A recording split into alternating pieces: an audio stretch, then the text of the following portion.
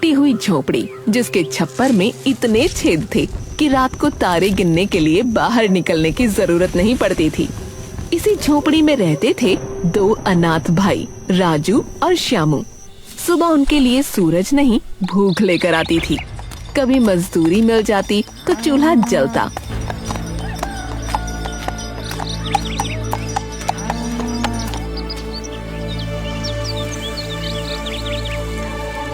कभी काम नहीं मिलता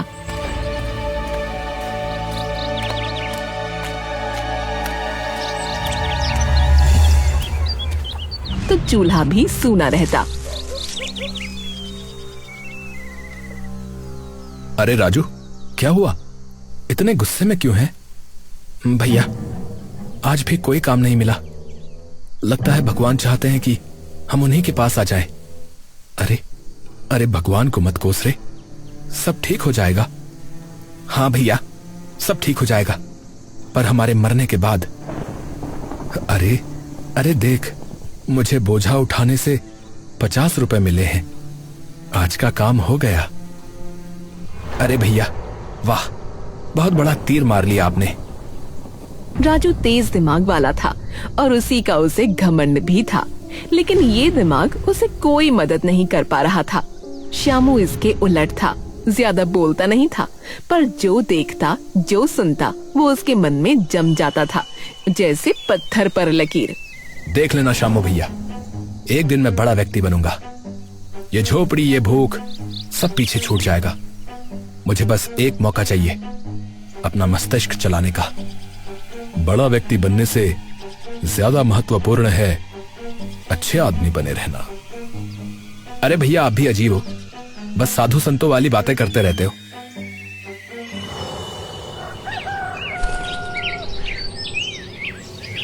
अगले दिन सुबह दोनों झोपड़ी से निकल पड़े।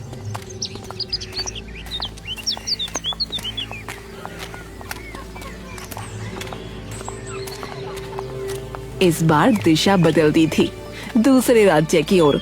काम की तलाश में दोनों यूं ही भटका करते थे।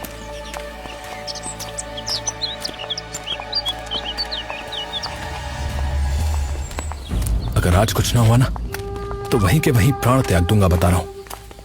अरे चुप रह, तू बहुत फालतू बकवास करता है। शुभ शुभ नहीं बोला जाता तुझसे।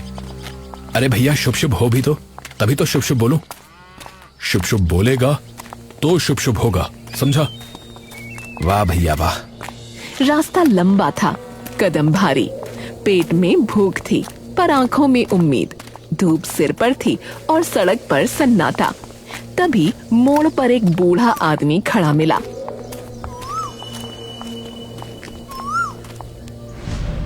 लाठी थामे, आंखें अध खुली, पर चेहरा जैसे सब देख रहा हो। अरे हटिए बाबा, देर हो रही है। देर नहीं हो रही बेटा, रास्ता बदल रहा है।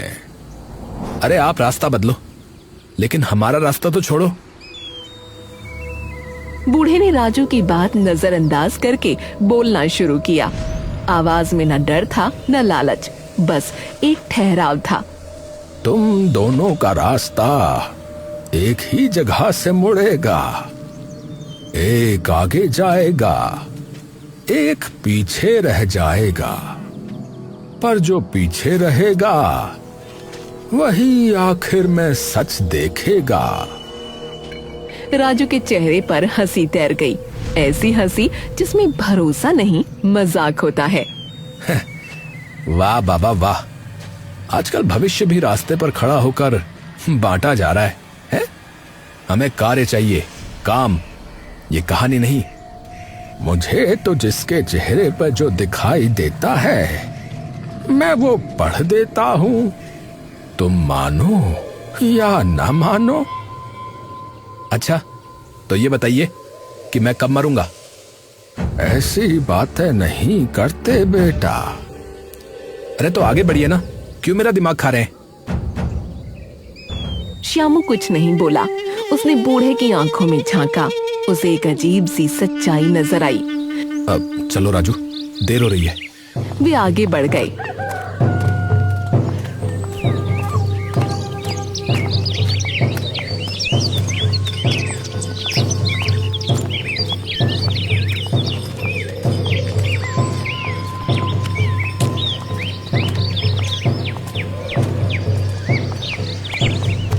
पीछे बूढ़ा रह गया, पर उसकी बात दोनों के दिमाग में चलती रही। एक आगे जाएगा, एक पीछे रह जाएगा।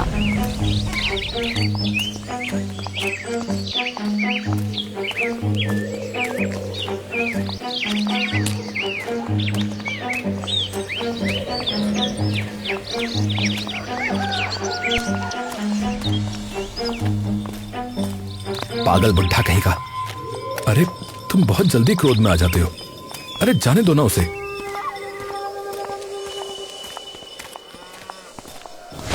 उसी दिन राज्य में हलचल मच गई। गली गली एक ही बात फैलने लगी, राजा कुछ बड़ा ऐलान करने वाला है।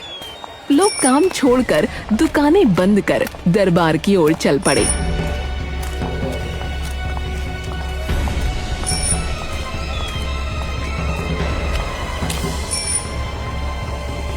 अरे अरे भाई, सुना है इनाम मिलेगा। हैं? क्या कहा? इनाम? अरे हाँ भैया, इनाम। मैंने तो सुना है राजा खुद परेशान है। अरे भाई सुना है, जो समझदार निकलेगा उसकी किस्मत ही बदल जाएगी भैया। हाँ। दरवाजे के बाहर भीड़ जमा थी। भीतर राजा धनंजय सिंहासन पर बैठे थे, चेहरे पर चिंता, आंखों में गुस्सा। मंत्री और सेनापति दोनों किनारे खड़े थे। मेरे राज्य में कुछ ऐसी घटनाएं घटित हुई हैं जिनका सत्य सामने आना अति आवश्यक है।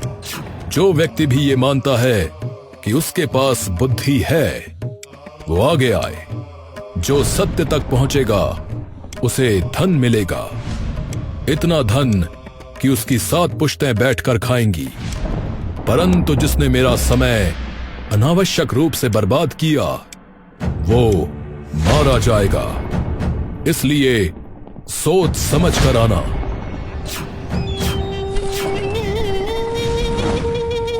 राजू की आंखों में चमक आ गई। यही मौका था, यही वो दिन जिसका सपना वो रातों में देखता था। देखा श्यामू भैया, ये मौका मेरे लिए ही है। अब आप देखना मेरे दिमाग का कमाल। अरे पर सोच के तो देखो, राजा स्वयं क्यों नहीं ढूंढ रहे ये सच? उनके पास क्या कमी है जो वो जनता से सहायता ले रहे हैं? अरे भैया, आपको क्या है? मुंह बंद रखिए आप। छोटे, सोच ले, कुछ गड़बड़ हुई तो मारे जाएंगे। अरे नहीं होगी, चलो भी। फिर दोनों महल के भीतर पहुंच गए।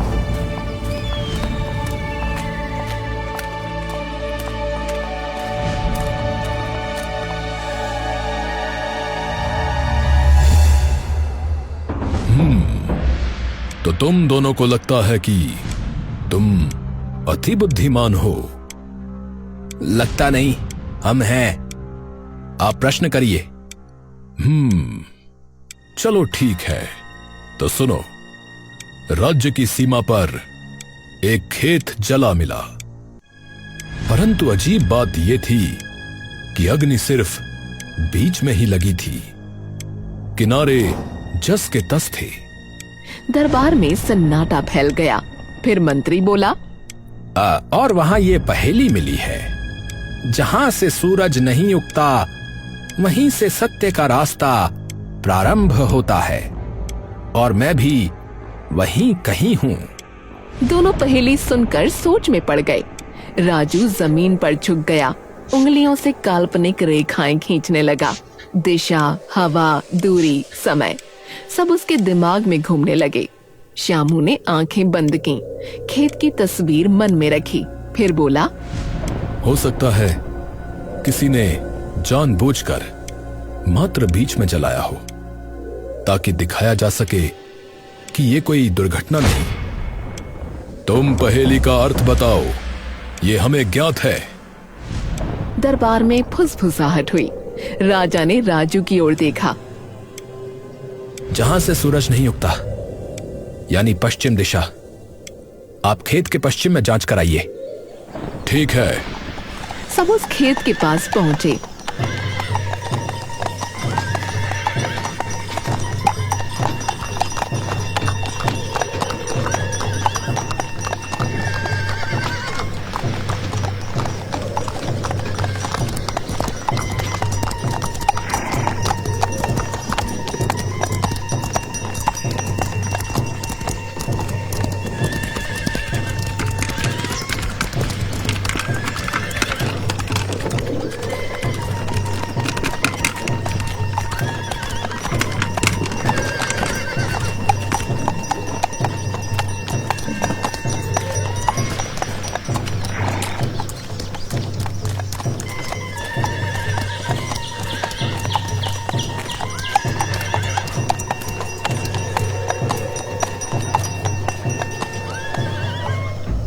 राजू देखते ही बोला,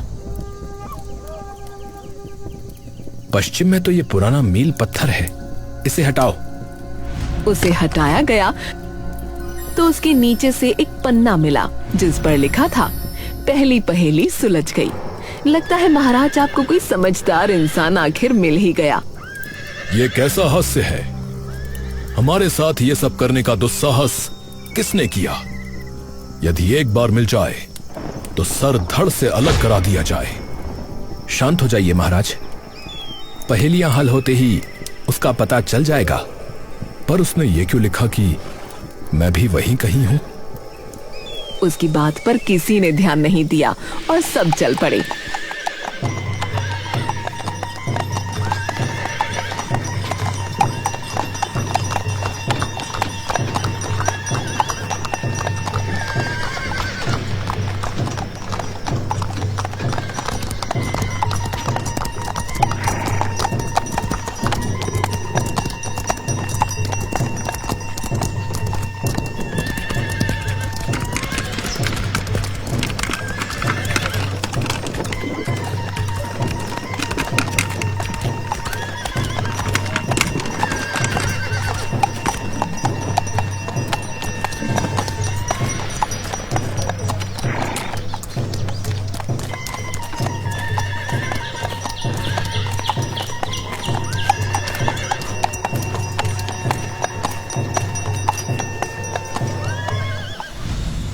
महल पहुंचकर अब दूसरी घटना राजा ने सुना।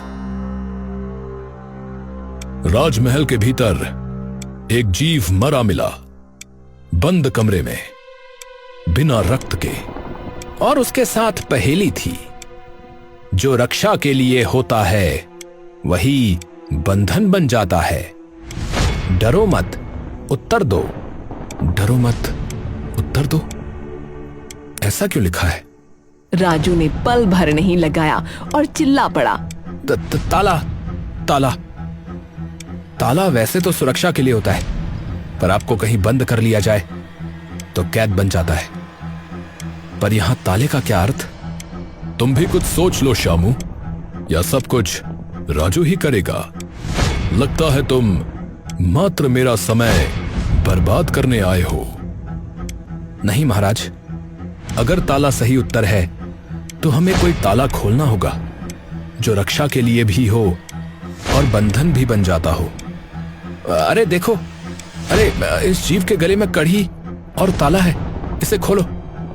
हाँ, पर ताले की चाबी कहाँ है? सब चाबी ढूंढने लगे, लेकिन श्यामू ने ताला हिलाया और उसकी चाबी वाली जगह से एक पर्चा निकला जिस पर लिखा था, अगर ये पढ़ रहे हो मतलब पहेली हल हो चुकी है। अरे यार, ये श्यामू को कैसे मिल गया? अति उत्तम, परंतु अभी तक ये करने वाले का कोई पता नहीं चला। पता चल जाएगा महाराज, आप अगली पहेली बताइए। राजा धनंजय ने राजू और श्यामू को देखा, फिर हाथ उठाकर इशारा किया। माहौल ऐसा था जैसे किसी ने कहानी को बीच में रोक दिया हो। आज के लिए इतना ही, तुम दोनों जाओ, कल फिर दरबार में आना। ठीक है महाराज, महाराज की जय हो। ठीक है महाराज, प्रणाम। राजू का सीना फूल गया, चेहरे पर वही आत्मविश्वास जो जीत से पहले आता है। श्यामू ने सर झुकाया और चुपचाप बाहर की ओर चल पड़ा। शाम को वो उसी टूटी झोपड़ी में थे। राजू बस शेख ही बघारने में लगा था। हाँ, देखा आज मैंने कितना अच्छा किया। कल तो खेल ही समाप्त हो जाएगा। मुझे लगता है मुझे बहुत सारा धन मिल ही जाएगा। पर भैया, आप फिक्र ना करना, मैं आपको मरने नहीं दूंगा, ठीक है? आप बिल्कुल भी चिंता ना करना। राजू बोलता जा रहा था, जैसे हर शब्द से अपनी ऊंचाई नाप रहा हो। श्यामू जैसे किस सोच में डूबा हुआ था। अरे अरे श्यामू भैया, क्या सोच रहे हो? वैसे एक बात कहूं, यह मौका आपके लिए था भी नहीं, ये मेरे लिए बना था, मेरे लिए। प्रश्न पूछे जा रहे हैं और उत्तर मेरे पास है। ऐसे मौके बार बार नहीं आते। श्यामू ने सिर उठाया, बोला नहीं, पर उसने 3 बातें नोटिस कर ली थीं।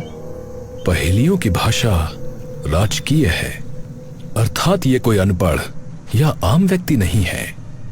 और ये घटनाएं सुनते वक्त महाराज कहीं भी हैरान नहीं थे, न दुख, न क्रोध और न ही हैरानी। और हर पहेली सीधे राज्य की व्यवस्था पर उंगली उठा रही थी। सीमा की सुरक्षा और राजमहल में राजा की सुरक्षा।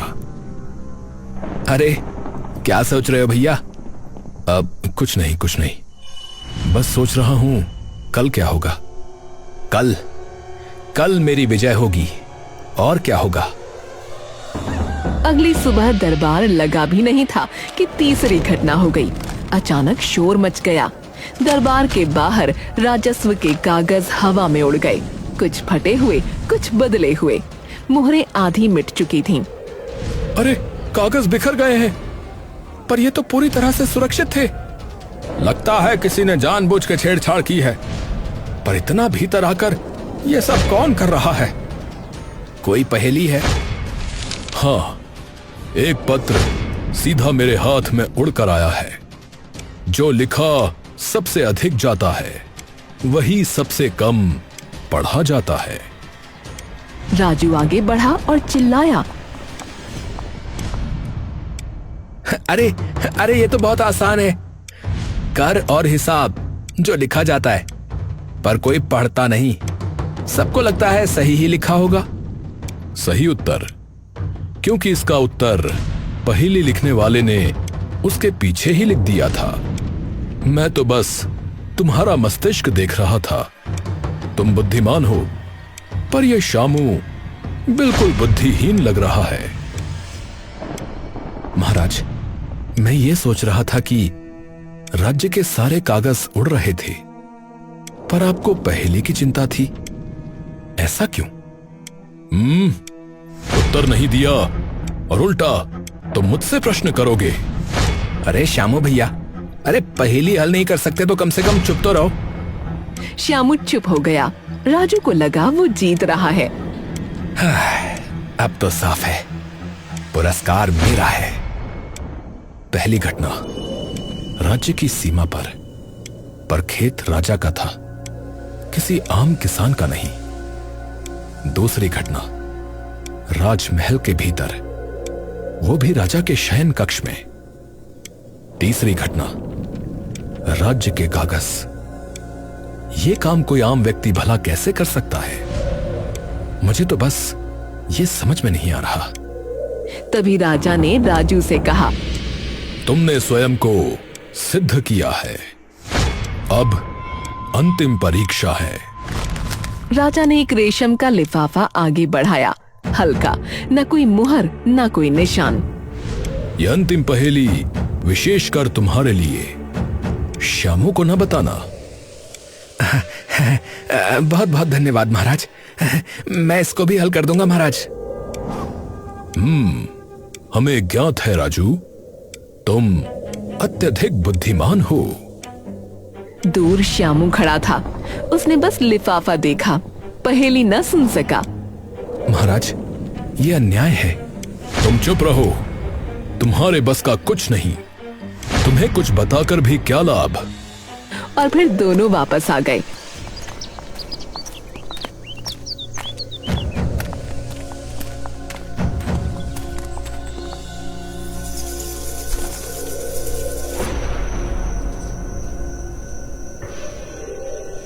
उस रात श्यामू सो नहीं सका। झोपड़ी में अंधेरा था, पर उसकी आंखों में एक ही चीज चमक रही थी, रेशम का वो लिफाफा, वो रंग, वो मुलायम चमक, वो बुनी हुई सतह। उसने शब्द नहीं देखे थे, पर लिफाफे को देखा था, और वही देखना काफी था। रेशम हर किसी के बस का नहीं होता, मैं ये जानता हूं। बाजार का रेशम अलग होता है, थोड़ा कड़ा, थोड़ा चमकीला। पर वो लिफाफा वैसा नहीं था।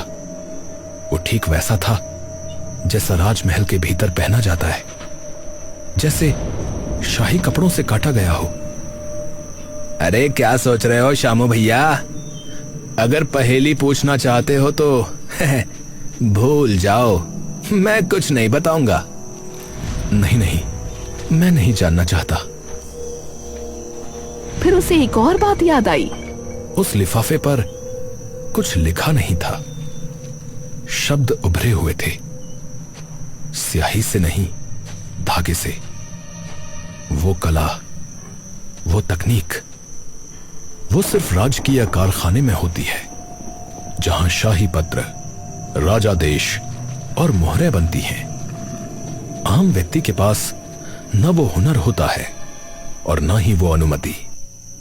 श्यामू करवट बदलता रहा। पहली घटना याद आई, सीमा पर जला खेत, पर वो खेत राजा का था। दूसरी घटना, महल के भीतर शयन कक्ष में। तीसरी, राजस्व के कागज। हर बार नुकसान हुआ, परंतु महाराज, हम जैसे व्यक्तियों से पहेलियां सुलझवा रहे हैं। मुझे लेश मात्र भी यकीन नहीं हो रहा।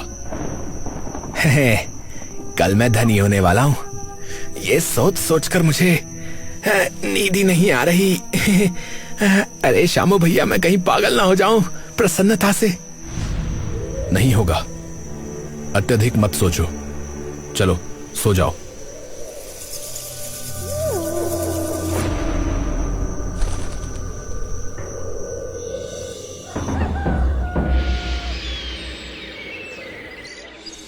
अगली सुबह दरबार पूरा भरा था।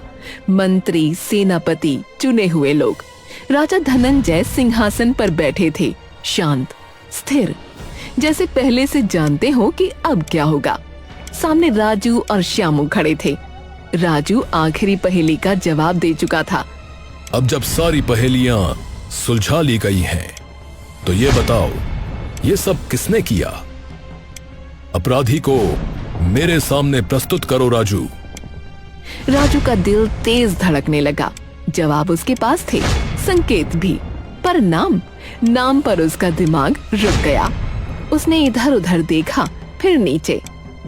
मैंने पहेलियां हल की हैं, पर ये करने वाला कौन है? मुझे नहीं पता। ऐसा तो कोई साक्षी नहीं मिला। राजू चुप हो गया और दरबार में सन्नाटा छा गया। क्या कहा? तो मैं तुम दोनों को मृत्यु के घाट उतार दूंगा। सबसे महत्वपूर्ण बात थी अपराधी का पता लगाना। उसका तो तुमने कुछ नहीं किया, मात्र पहेलियां ही बूझते रहे। अरे पर महाराज। चुप रहो। तभी श्यामू आगे बढ़ा। राजू ने उसे रोकना चाहा, पर वो रुका नहीं। ये सब स्वयं महाराज ने ही किया है। दरबार जैसे हिल गया। अरे ये क्या दुस्साहस है? अरे राजा पर इल्जाम। अरे ये क्या हो गया? अरे भाई, ये क्या कह दिया? ओह, जब कुछ समझ में ना आए तो महाराज पर उंगली उठा दी। सेनापति का हाथ तलवार के हत्थे पर चला गया। संभल कर बोलो। राजा ने हाथ उठाया। एक इशारा, शोर थम गया। उनकी आंखें श्यामू पर टिक गईं। तुम्हें मुझ पर शक क्यों है? क्योंकि जो मैंने देखा वो किसी और के बस का नहीं था। आपके अपने स्वयं के खेत में आग, आपके शयन कक्ष में मरा हुआ जीव, राज्य के पत्रों का निकलकर उड़ने लगना, और फिर अंत में ये रेशम का लिफाफा, गुदे हुए शब्द। ये कला मात्र राजकीय कारखाने में होती है। आम व्यक्ति के पास न साधन है, न अधिकार। तो तुम कहना क्या चाह रहे हो? क्या पता किसी ने चोरी की हो? नहीं, जैसे आपने इस बात की परवाह ही नहीं की कि वो लिफाफा रेशम का है, उसी से समझ में आ गया कि वो आपने स्वयं बनवाया है महाराज। अच्छा, तुम बहुत अधिक नहीं बोल रहे हो। मैं तुम्हारी गर्दन धड़ से अलग कर दूंगा। नहीं सेनापति, रुक जाइए। ये बालक सही कह रहा है। हैं? क्या? राजा के चेहरे पर एक हल्की मुस्कान आ गई। तुमने सब सत्य कहा श्यामू। क्या? ये सब मैंने ही किया था। लोग सन्न रह गए। मेरा कोई पुत्र नहीं है, पर मुझे ऐसा उत्तराधिकारी चाहिए था जो इतना बुद्धिमान हो, जो मेरी तरह बारीकियों को पकड़ सके। उन्होंने राजू की ओर देखा। राजू, तुमने हर पहेली हल की, तुम्हारी बुद्धि तीव्र है। मैंने जो वचन दिया था वो निभाया जाए, पर श्यामू ने उन पहेलियों को देने वाले को समझा। राज्य को ऐसे ही राजा की आवश्यकता होती है। हे भगवान, हे भगवान, ये क्या हो गया? अर्थात मैं राजा बनूंगा। बनोगे नहीं पुत्र, बन गए। मेरे साथ साथ अब से तुम भी राजपाट संभालोगे, और मेरे जाने के बाद मात्र तुम। राजू को धन मिला और श्यामू को राज्य के राजा का पद। जहाँ कभी एक बूढ़ा ज्योतिष खड़ा था, उसकी बात पूरी तरह सच हो गई।